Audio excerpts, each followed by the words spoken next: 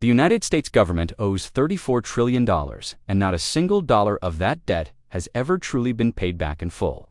Every single day, the United States pays over $1 billion just in interest on money it borrowed years and sometimes decades ago.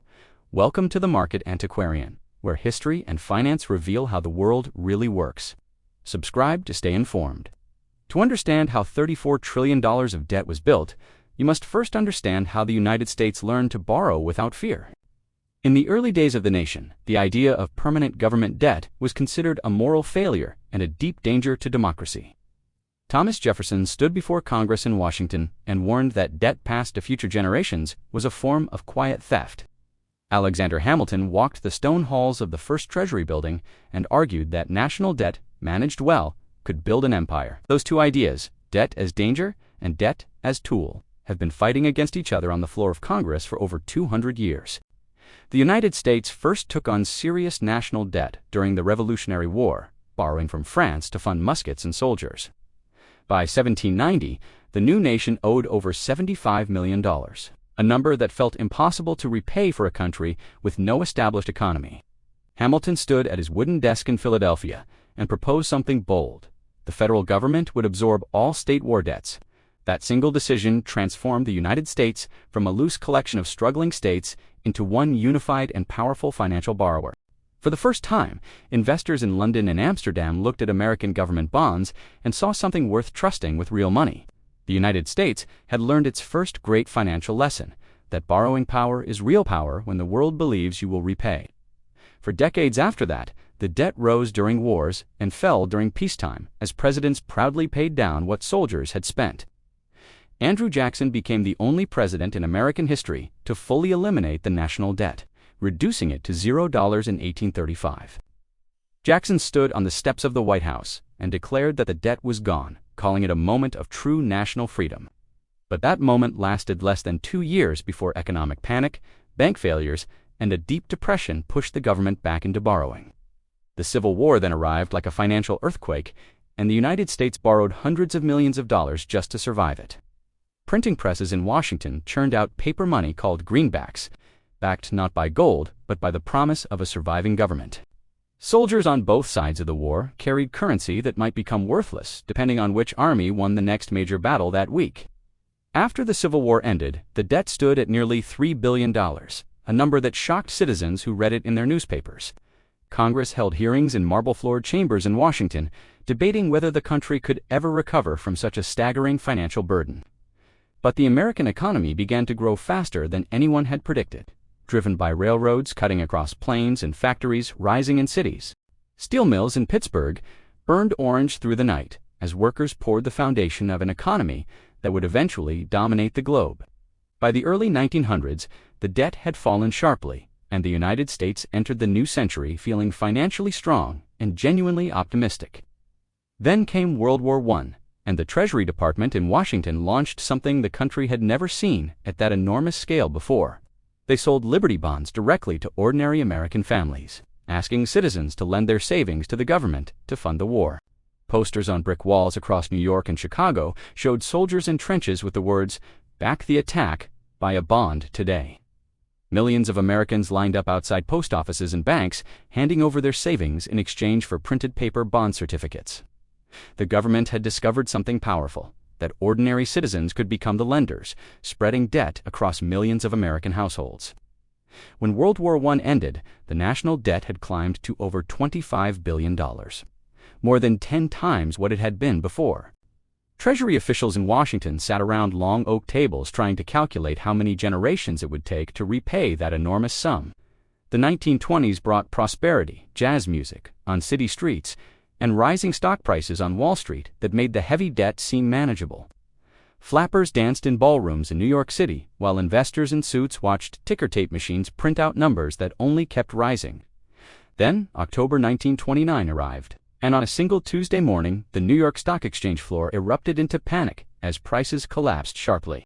Men in gray suits ran through the streets of Lower Manhattan, shouting orders as the paper wealth of millions evaporated within just hours. The Great Depression settled over the country like a fog that would not lift, and President Roosevelt arrived in Washington with a bold plan. Roosevelt stood before cameras at the White House and told a nation of frightened citizens that the only thing to fear was fear itself. The New Deal sent billions of dollars flowing into construction projects, placing workers on bridges, dams, and post offices across every state. Workers in heavy boots and canvas jackets built roads through forests and dams across rivers as the government borrowed to keep people employed. The debt climbed higher with every project, but Roosevelt argued that a working nation borrowing money was better than a broken nation saving it. That philosophy, spend to survive and grow, would echo through every financial crisis the United States faced for the next 90 years. Then World War II arrived, and the borrowing reached a scale that made every previous number look like a minor rounding error in history. The United States borrowed more money between 1941 and 1945 than it had borrowed in the entire previous 150 years of its existence. Factories in Detroit stopped building cars and started building tanks, bombers, and warships, running 7 days a week around the clock nonstop. Women in overalls stood on assembly lines in California, riveting aluminum panels to fighter planes that would be flown. Across the Pacific Ocean, the national debt passed $100 billion in 1942 and kept climbing as war costs consumed everything the Treasury Department could possibly borrow.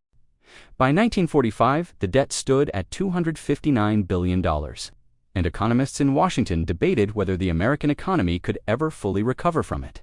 But something unexpected happened after the war ended, and soldiers came home to streets lined with people waving flags and cheering loudly. The economy did not collapse under the weight of debt, as many had feared. Instead, it exploded with a force nobody had fully predicted. Factories retooled from bombs to refrigerators, soldiers became fathers who bought homes in new suburbs, and the middle class expanded very rapidly. Highway construction across the United States opened new routes for trucks, goods, and families driving station wagons toward a better and brighter life. The economy grew so fast in the 1950s that the debt, though still large in dollar terms, shrank as a percentage of national output. American leaders had now learned a powerful lesson that would define financial policy for every generation of politicians and Treasury officials to follow.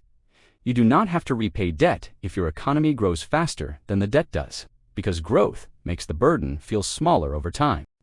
That single insight changed everything about how Washington approached the idea of borrowing money from investors and governments around the entire world.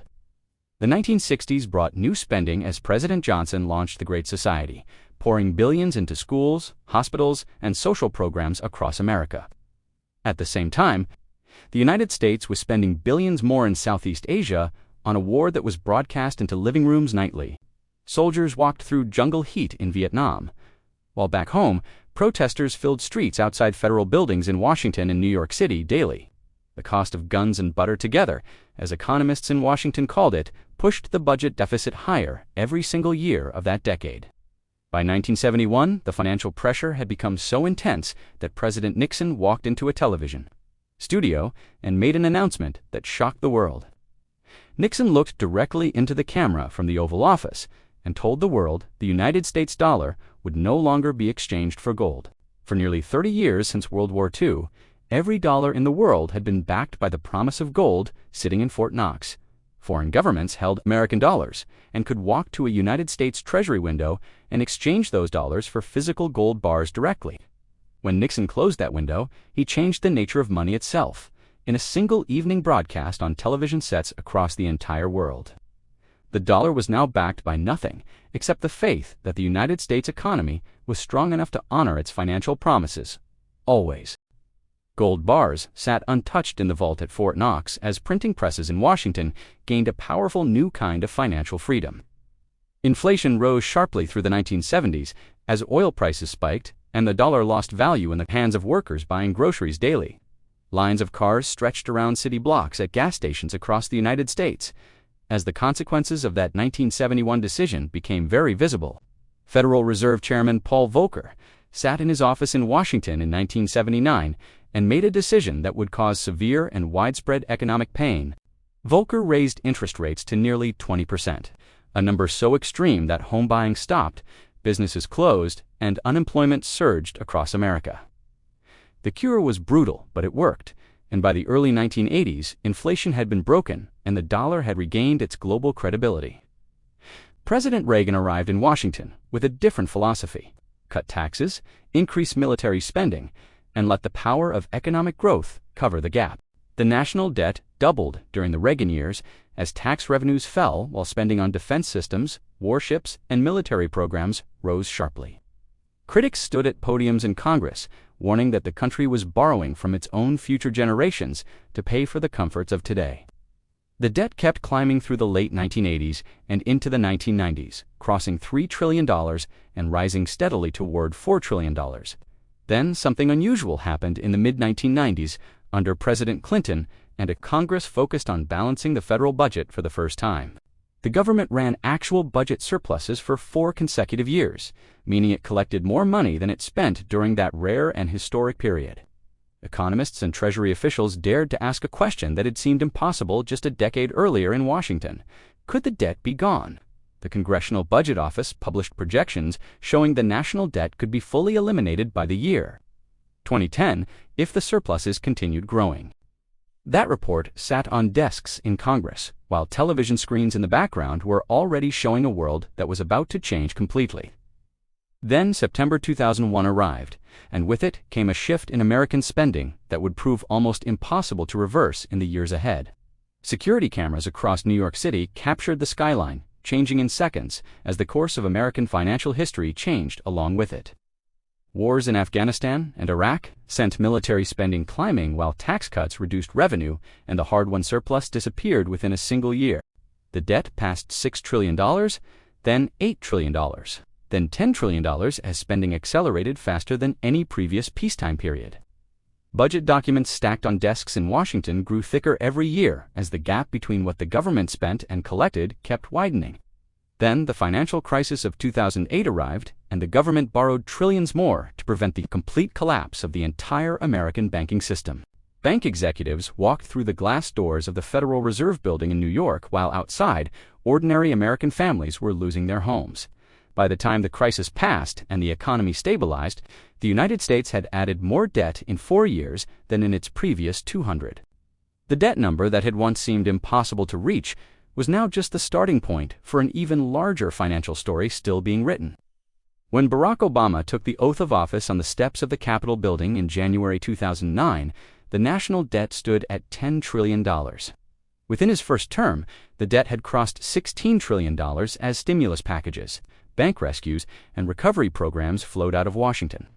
Economists in offices across Washington debated whether the spending had saved the economy or simply delayed a much larger reckoning for later. The American Recovery and Reinvestment Act sent money into solar panel projects, road repairs, and school construction sites across every state in the country. Workers in hard hats poured fresh concrete on highway bridges, while government checks arrived at state capitals to fund teachers and public workers. For millions of families who had lost jobs and homes, that federal spending was not an abstract debate, but a lifeline that kept lights on. But for every dollar that went out the door of the Treasury building in Washington, another dollar was added to the national debt total. By 2012, the United States was borrowing 40 cents of every single dollar it spent, a ratio that no household or business could sustain. Congress held midnight sessions in the Capitol building, arguing over debt ceiling limits, while markets in Tokyo and London watched every word carefully. The debt ceiling was a legal cap set by Congress on how much money the government was allowed to borrow at any given moment. Every time the debt approached that ceiling, Congress voted to raise it higher, turning what looked like a limit into something more like a suggestion. That ceiling had been raised over 100 times since it was first introduced in 1917. Each vote a quiet admission that the limit was not real. Rating agencies sitting in office towers in New York began to take notice, and in August 2011, Standard & Poor's downgraded American debt for the first time. Financial traders on Wall Street stared at screens, showing that downgrade alert, and felt something they had rarely felt about: American debt before doubt. The United States Treasury bond had been considered the safest investment on earth for decades, the one asset that would hold value no matter what. Now that certainty had developed a small but visible crack, and investors around the world had to reconsider what they thought they knew about safety. Treasury bonds are the instrument through which the government borrows money, selling promises to repay with interest to buyers across the globe. China had become one of the largest holders of American Treasury bonds, owning over $1 trillion of United States government debt at its peak. Officials in Beijing held meetings in government buildings, looking at spreadsheets showing that their nation was financing a significant portion of American spending. Japan also held hundreds of billions of dollars in American Treasury bonds, making Tokyo one of Washington's financial creditors from across the Pacific. This arrangement meant that American consumers buying electronics in shopping malls were indirectly connected to foreign governments, lending money back to Washington. The global financial system had become so intertwined that the debt of one nation was now the savings account of another nation across the world. When the COVID-19 pandemic reached American shores in early 2020, the government responded with a speed and scale of spending never seen in peacetime. Congress passed the CARES Act in March 2020, sending $2.2 trillion out of Washington in what became the largest economic relief bill in history. Treasury checks and direct deposits landed in bank accounts across America as the government tried to prevent an economic collapse during the lockdown period. Restaurants with chairs stacked on tables and shuttered storefronts on empty city streets became the backdrop for the largest peacetime borrowing in American history. The national debt crossed $27 trillion in 2020 alone, adding more in a single year than the entire debt had been just 2 decades before. Printing presses and digital ledgers at the Federal Reserve worked around the clock as the money supply expanded at a pace that stunned economists. Grocery store shelves that had been emptied by panicked shoppers slowly refilled, partly because government money kept circulating through a frozen economy. But the speed of that money creation planted seeds of a problem that would grow visibly in the years that followed the emergency spending period. By 2021, inflation had begun rising in the United States at a rate not seen since the days of Paul Volcker in the early 1980s. Prices on store shelves in Chicago and Los Angeles climbed week after week as the enormous wave of pandemic spending began pushing costs higher. A used car that had sold for $15,000 before the HP pandemic was now selling for $30,000 on dealer lots across the country. Families standing in grocery store aisles watched the price of eggs, bread, and cooking oil rise faster than their paychecks could keep up with. The Federal Reserve Building in Washington became the center of urgent debate as officials scrambled to respond to an inflation problem of their own making. Federal Reserve Chairman Jerome Powell stood before cameras and acknowledged that inflation had not been the temporary problem officials had initially told the public. Interest rates began rising rapidly from near zero as the Federal Reserve tried to cool an economy that had been flooded with borrowed money. Higher interest rates meant the United States government now had to pay more to borrow money, making the existing $34 trillion debt more expensive. The interest payments on that debt rose past $600 billion per year, surpassing the entire budget of the United States military for the first time. That single fact stopped economists mid-sentence because it meant more money was flowing to debt holders than to the soldiers, ships, and weapons of war. Bond traders in glass towers in New York recalculated their spreadsheets and realized the interest burden alone was reshaping the entire federal budget structure. Every new dollar borrowed now came at a higher cost, meaning the debt was growing faster even without any new programs or spending decisions being made. The government was caught in a position that financial historians called a debt spiral, where the cost of old debt makes new debt unavoidable. Congress members stood at podiums calling for spending cuts while simultaneously voting for the military budgets, tax extensions, and programs their voters had demanded. The gap between what politicians promised in speeches and what the budget numbers showed on paper had never been wider in modern American history. Social Security payments went out to retired workers who had paid into the system for decades, representing a promise made by the government long ago. Medicare covered hospital bills for elderly patients in beds across the country, another promise made by Congress that could not simply be canceled without consequence. These two programs alone consumed a combined total of over $2 trillion per year, accounting for nearly half of all federal spending in recent years. Military bases on every continent, aircraft carrier groups in the Pacific and Atlantic, and intelligence networks across the globe added hundreds of billions more annually. Interest on the debt added another $600 billion. And suddenly, the core obligations of the government had already consumed everything the Treasury collected in taxes, every additional program, every disaster relief package. Every infrastructure bill was being funded entirely by new borrowing, with no tax revenue left to cover it. Congress raised the debt ceiling again in 2023 after a standoff that brought the United States to the edge of its first ever default on debt.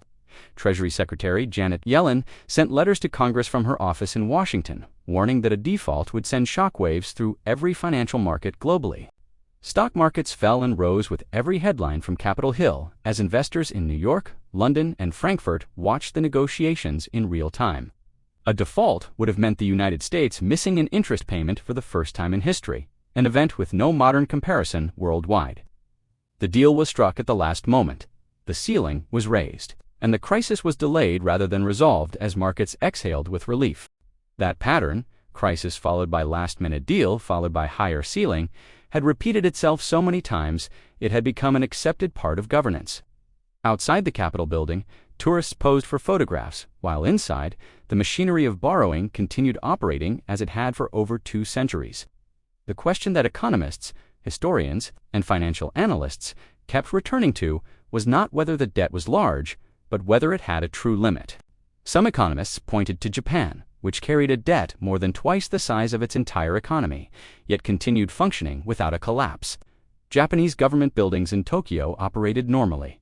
The yen moved in markets, and the country continued paying its obligations despite carrying enormous debt levels. Others pointed to historical examples of nations that had borrowed beyond their capacity and eventually faced painful consequences through inflation, currency collapse, or restructuring.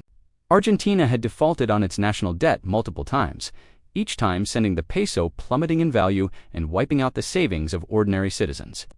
Citizens in Buenos Aires watched digital currency exchange boards outside banks as the value of their savings changed faster than they could make decisions. Greece had required a bailout from European institutions in 2010, forcing the government in Athens to cut pensions and public wages under international supervision. Retired Greek workers sat outside government offices in Athens holding protest signs as the consequences of decades of borrowing landed directly on their daily lives. The United States was different from those nations in one critical way that its supporters always pointed to with great emphasis and confidence. The American dollar was the world reserve currency, meaning that oil, commodities, and international trade were priced and settled in dollars across the entire globe. Oil tankers crossing the Persian Gulf were bought and sold in dollars, creating a permanent global demand for the currency that no other nation possessed. That demand gave the United States a unique ability to borrow more than other nations without immediately facing the same consequences of debt and inflation. But historians, studying the patterns of reserve currency, nations noted, something quietly troubling in the data stretching back across centuries of economic history. The British pound had once been the world reserve currency, backed by the British Empire spanning continents and controlling trade routes across the oceans. After World War II, Britain emerged victorious but financially exhausted, and the pound slowly ceded its global role to the rising American dollar. The transition was not dramatic or sudden, but gradual, like a tide going out so slowly that those standing on the shore barely noticed it moving. Historians noted that no reserve currency had ever held its position permanently, and every one that had lost its status had done so during a debt crisis. That historical pattern did not mean the dollar was about to fall, but it meant the story of American debt was connected to something much larger. The $34 trillion number was not just a fiscal challenge. It was a test of whether the financial system built after World War II could hold. Every generation of Americans had inherited a larger debt than the one before it, and every generation had found a way to keep the system running. The greatest financial question of the modern era was not how the debt had grown so large, because that story was now well understood and documented. The real question, sitting on desks at the Treasury Department, the Federal Reserve, and in economics departments at universities across the country, was far simpler. Was there a point at which the debt became too large to carry forward? And if so, had the United States already passed that invisible line? No economist could answer that question with certainty, because the line had never been drawn, and no country in history had faced exactly this situation. What history did show clearly was that the nations which survived their debt challenges were the ones that made hard choices before the choices were made for them. The marble floors of the Capitol building had seen those debates for over 2 centuries, and the debates were still ongoing as the clock kept moving. The numbers on the national debt clock in New York City rolled forward without pause, adding thousands of dollars every single second of every single day. That clock had been installed on a building in Manhattan in 1989 by a real estate developer named Seymour Durst, who wanted Americans to see the number. Pedestrians walked past it every day on 6th Avenue in New York City. some stopping to look up and read the numbers scrolling before their eyes. Most walked past without stopping, which was perhaps the most honest reflection of how the nation had always approached its greatest and most persistent financial challenge. The past still has stories to tell. Subscribe, and let us uncover them together.